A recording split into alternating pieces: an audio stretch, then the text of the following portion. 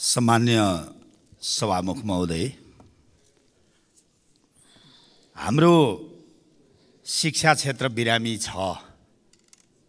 हामी सबैलाई थाहा छ, लामो समयदेखि शिक्षा क्षेत्र बिरामी छ।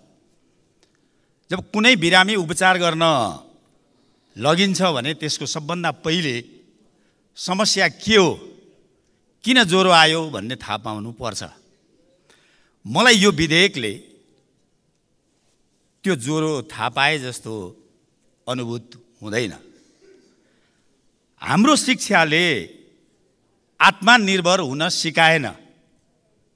हाम्रो शिक्षाले श्रमलाई सम्मान गर्न सिकाएन। हाम्रो शिक्षाले संस्कार, संस्कृति, नैतिक र सामाजिक बन्न सिकाएन। राष्ट्र, राष्ट्रियता र स्वाभिमानी बन्न सिकाएन। हाम्रो शिक्षाले सिप र ज्ञानलाई प्रयोग गरेर गर्ने विधि र ठाउँसँगै जुक्ति सिकाएन। हाम्रो शिक्षाले खोज, अनुसन्धान, अध्ययन र प्रयोगबाट आविष्कार वा समयको परिवर्तन सहितको क्रिएसन गर्न सिकाएन। यो हाम्रो बिरामी हो जस्तो लाग्छ।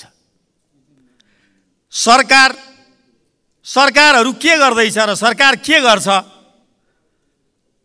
हाम्रो संस्कृति र शैक्षिक परम्परालाई निस्तेज गर्न चाहन्छ। गुरुहरूलाई शिक्षक भन्यो र कुनै मर्यादा कहिल्यै कायम गरिदिएन। विद्यालयलाई संस्था वा इकाइ ठान्यो। मन्दिर या मेरो र हाम्रो भविष्य हो भन्ने परिस्थितिको निर्माण कहिल्यै गरेन। घरमा रिटायर शिक्षकहरूलाई, प्राध्यापकहरूलाई, डाक्टरहरूलाई, इन्जिनियरहरूलाई र विज्ञहरूलाई घरमा राखेर रिटायर तलब दियो, रिटायर भन्यो। तर ती योग्यताहरू र ती अनुभवहरूलाई, उनीहरूको अनुभव, ज्ञान, उनीहरूको सिपलाई प्रयोग गरेर पाठ्यक्रम निर्माण, तालिम, अनुसन्धान, विश्व बजारको अध्ययन र भोलिको आवश्यकताको बारेमा कहिल्यै प्रयोग गरेन। शैक्षिक केन्द्रहरू, शिक्षा क्षेत्र शिक्षा दान हो भन्ने कुराको संस्कार र संस्कृतिलाई निस्तेज गर्यो। धर्म हो, शिक्षा धर्म हो भन्ने कुरालाई चाहिँ आधार तयार गर्न सकेन। मानव समाजको उन्नतिका लागि अनिवार्य हो भन्ने कुरा सरकारले ठानेन।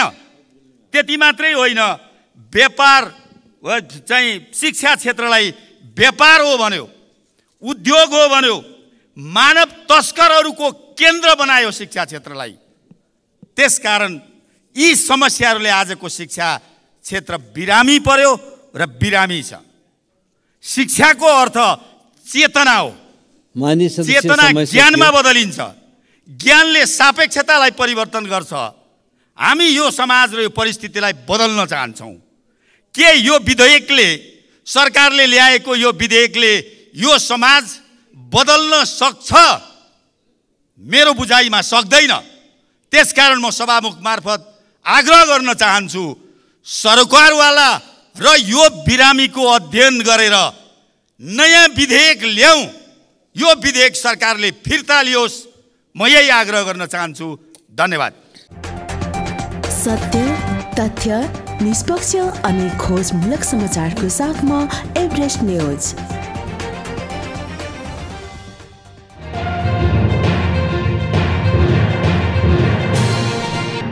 तपाईं हेर्दै हुनुहुन्छ एभरेस्ट न्यूज।